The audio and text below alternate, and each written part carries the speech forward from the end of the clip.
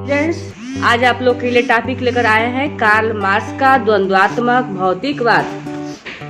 आइए जान लेते हैं कि कार्ल मार्क्स का द्वंद्वात्मक भौतिकवाद का मूल विचार क्या है। द्वंद्वात्मक भौतिकवाद की मूल मान्यता यह है कि विश्व का आधार भौतिक तत्व या पदार्थ है, जो कि अपने आंतरिक स्वभाव द्वारा विकसित होकर नाना रूपों को धारण कर लेता है। यह विकास भौतिक पदार्थ में स्वाभाविक रूप से ही निहित एक आंतरिक विरोध द्वारा संचालित होता है और इसमें वाद, प्रतिवाद और संवाद ये तीनों अवस्थाएं होती हैं। विकास की यह प्रक्रिया सार्वभौम और निरंतर है। साथ ही विकास की यह प्रक्रिया सरल और सादी नहीं होती, बल्कि एक बिंदु पर आकर एकाएक तीव्रता से विस्फोट की भांति होती है। यही सामाजिक परिवर्तन में क्रांति की स्थिति होती है। क्रांति न टाली जा सकने वाली एक सामाजिक घटना है और प्रत्येक क्रांति के पश्चात एक नवीन सामाजिक अवस्था का जन्म होता है। प्रत्येक भौतिक पदार्थ अपने आंतरिक स्वभाव द्वारा ही अपने प्रतिवाद को जन्म देता है।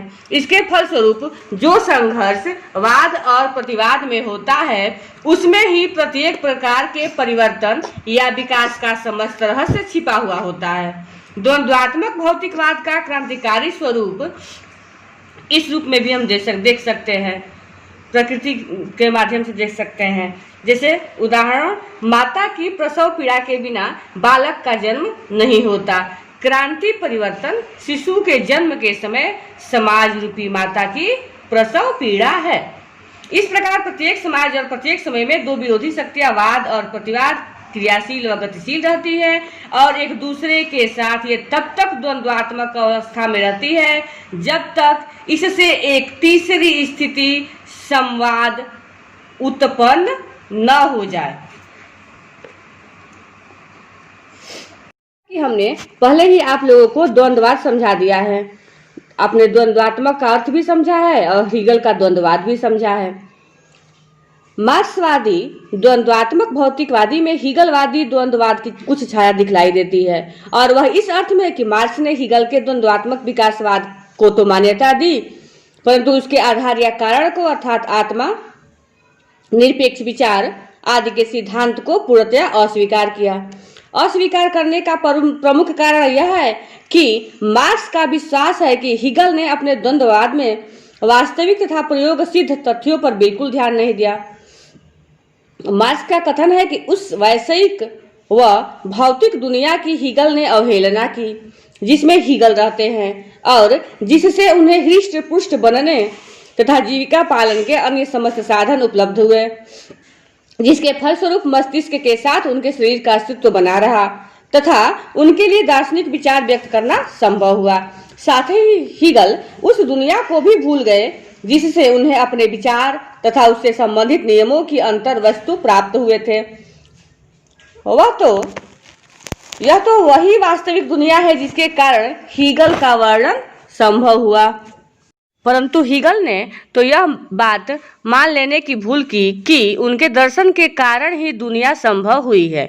मस्तिष्क अपनी कल्पना का पंख लगाकर उन्मुक्त आकाश में जितना चाहे उड़ सकता है, किंतु उसके पैर सदा ही धरती पर टिके रहेंगे। टहनी केवल शाखा पर ही उग सकती है। में हीगल के अनुसार मानव समाज की प्रगति निरंतर द्वंद्ववादी प्रणाली से होती रहती है। इस प्रगति में विचार का प्रमुख स्थान है। हीगल के अनुसार बाह्य जगत आभ्यंतरिक विचारों का ही प्रतिबिंब है, परंतु मार्क्स ने भौतिक संसार को ही कारण माना है। मार्क्स ने भौतिक संसार को ही कारण माना है और कहा है कि भौतिक संसार ही आभ्यंतरिक विचारों का जनक है। अतः मार्क्स का द्वंद्ववाद हीगल के द्वंद्ववाद का उल्टा है। स्वयं मार्क्स के ही शब्दों में, मेरी द्वंद्वात्मक प्रणाली हीगल की प्रणाली से न केवल भिन्न है वरन उससे बिल्कुल विपरीत है। हीगल के लिए चिंतन की प्रक्रिया, जिसे उन्होंने विचार का नाम देकर एक स्वतंत्र विषय के रूप में बदल दिया है, वास्तविक जगत का सृजन करता है और वास्तविक जगत विचार का बाह्य रूप है और इसके विपरीत मेरे लिए आदर्श मानव के मस्तिष्क द्वारा प्रतिबिंबित और विचार के रूप में परिवर्तित भौतिक जगत के अतिरिक्त और कुछ भी नहीं है। फायरबाच ने हीगल के द्वंद्ववाद का बिल्कुल खंडन कर दिया था। इसके विपरीत कार्ल मार्क्स ने आलोचनात्मक दृष्टि से उसमें संशोधन किया। कार्ल मार्क्स ने विज्ञान, खास तौर पर प्राकृतिक विज्ञान द्वारा प्रदत्त सामग्री के आधार पर भौतिकवाद और द्वंद्ववाद को एक ही सुसंबद्ध विश्व दर्शन के रूप में प्रस्तुत करने के उद्देश्य से हीगल के द्वंद्ववाद की काया पलट करनी शुरू की। आइए देख लेते हैं मार्क्सवादी द्वंद्वात्मक भौतिकवाद की विशेषताएं। मार्क्सवादी द्वंद्वात्मक प्रणाली की आधारभूत विशेषताएं निम्नलिखित हैं। पहला नंबर, तत्वशास्त्र के विपरीत मार्क्सवादी द्वंद्ववाद प्रकृति की ऐसी वस्तुओं और घटना प्रवाहों का एक आकस्मिक संग्रह कदापि नहीं मानता है जो एक दूसरे से बिल्कुल अलग अलग, असंबंधित तथा स्वतंत्र हो। वह यानी द्वंद्ववाद जो प्रकृति को एक सुसंबद्ध तथा पूर्ण समग्रता के रूप में मानता है, जिसमें कि विभिन्न वस्तुएं तथा घटनाएं सावयवी रूप में एक दूसरे से संयुक्त, एक दूसरे पर निर्भर तथा एक दूसरे के द्वारा निर्धारित है। इस प्रकार द्वंद्वात्मक प्रणाली के अनुसार प्रकृति की किसी भी वस्तु या घटना को दूसरी वस्तुओं या घटनाओं से पृथक, असंबंधित तथा स्वतंत्र रूप में समझा नहीं जा सकता। प्रत्येक घटना अनेक घटनाओं से घिरी हुई होती है और उन सब का प्रभाव प्रत्येक पर और प्रत्येक का प्रभाव सब पर होता है। इसके बिना कोई भी घटना अर्थहीन ही है और इसे स्वीकार किए बिना घटनाओं के संबंध में जानकारी प्राप्त करना असंभव है। दूसरा नंबर, तत्वशास्त्र के विपरीत मार्क्सवादी द्वंद्ववाद यह मानता है कि प्रकृति एक स्थिर, प्रगतिशील, अपरिवर्तनशील और चिरंतन स्थिति नहीं है।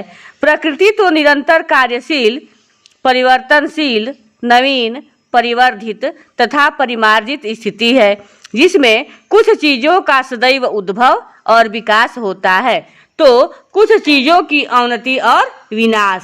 नंबर, तत्वशास्त्र के विपरीत मार्क्सवादी द्वंद्ववाद यह विश्वास नहीं करता है कि विकास की प्रक्रिया एक सरल प्रक्रिया है, जिसमें कि परिणामात्मक परिवर्तन से गुणात्मक परिवर्तन नहीं होते हैं। मार्क्सवादी द्वंद्ववाद के अनुसार छोटे से छोटे परिणाम स्वरूप परिवर्तन से बड़े गुणात्मक परिवर्तन भी संभव हो सकते हैं, परंतु ये विकास या परिवर्तन धीरे धीरे या सरल तरीके से नहीं होते, बल्कि शीघ्रता से और एकाएक होते हैं, मानो एक स्थिति से दूसरी स्थिति को छलांग मारते हैं। साथ ही ये इत्तेफाक से घटित नहीं होते।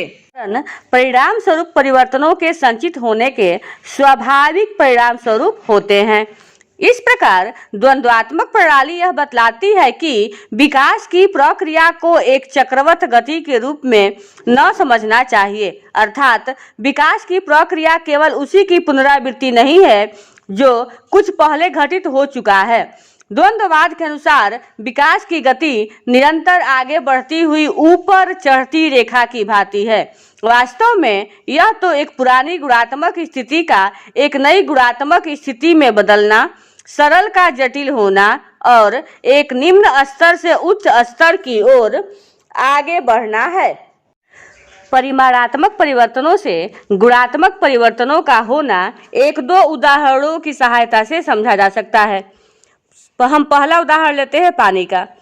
मान लीजिए कोई पानी है, कोई तालाब है, तालाब में ठहरा हुआ पानी है, तो पहला पानी का जो तापक्रम है वह उसकी तरह स्थिति को प्रभावित नहीं करता है, परंतु यदि जो तालाब का पानी है वही धूप पड़ने से अगर गर्म हो जाए, पानी उबलने लगे, तो वह तापक्रम को अधिक परिमाण में घटा या बढ़ा देता है। तो एक स्थिति ऐसी आती है जब पानी जो पानी के पहले की स्थिति है वह बाद में बदल जाती है और फिर पानी न रहकर बर्फ या भाप में बदल जाता है। उसी प्रकार प्रत्येक धातु के पिघलने का एक तापक्रम होता है। प्रत्येक गैस को उचित ढंग से दबाव और अधिक ठंडक मिलने पर वह तरल पदार्थ में बदल जाती है। स्पष्ट है कि ये सब परिवर्तन धीरे धीरे या सरल तरीके से नहीं होते हैं, बल्कि शीघ्रता से और एकाएक होते हैं। अगर पानी के ही उदाहरण को फिर से लिया जाए तो हम कह सकते हैं कि यदि तापक्रम की मात्रा एक सीमा से आगे बढ़ा दी जाए तो एक ऐसी स्थिति आएगी जबकि पानी एकाएक खौलने लगेगा और वह फिर केवल पानी नहीं बल्कि खौलता हुआ पानी होगा। चौथा नंबर, तत्वशास्त्र के विपरीत द्वंद्ववाद के अनुसार समस्त वस्तुओं तथा प्रकृति की घटनाओं में आंतरिक विरोध स्वाभाविक होते हैं, क्योंकि इन सबका विलोमात्मक और अनुलोमात्मक पक्ष या वाद और प्रतिवाद, भूत और भविष्य, विनाशोन्मुखता और प्रगतिशील अर्थात विनाश और विकास दोनों ही पक्ष होते हैं। इन दोनों विरोधियों के बीच संघर्ष अर्थात पुराने और नए के बीच, मरता हुआ और नवजात के बीच, मिटता हुआ और विकसित होने वाले के बीच संघर्ष विकास की प्रक्रिया की आंतरिक अंतर वस्तु है। संक्षेप में द्वंद्ववाद के अनुसार विकास आंतरिक विरोध या संघर्ष द्वारा ही संचालित होता रहता है। वास्तविक अर्थ में द्वंद्ववाद, जैसा कि लेनिन ने कहा है, वस्तुओं में निहित आंतरिक विरोध का अध्ययन है। द्वंद्ववाद के अनुसार प्रत्येक विकास में वाद, प्रतिवाद और संवाद ये तीनों अवस्थाएं होती हैं। प्रत्येक अवस्था अपने पूर्व की अवस्था का विलोम या निषेध होती हैं। प्रत्येक अवस्था के अंत में थोड़ा सा ऊपर उठ जाते हैं और जहां से चले थे फिर वहीं नहीं पहुंच जाते, अपितु उच्च स्तर पर उठते जाते हैं। समस्त प्रकृति में इसी क्रम से परिवर्तन चल रहा है।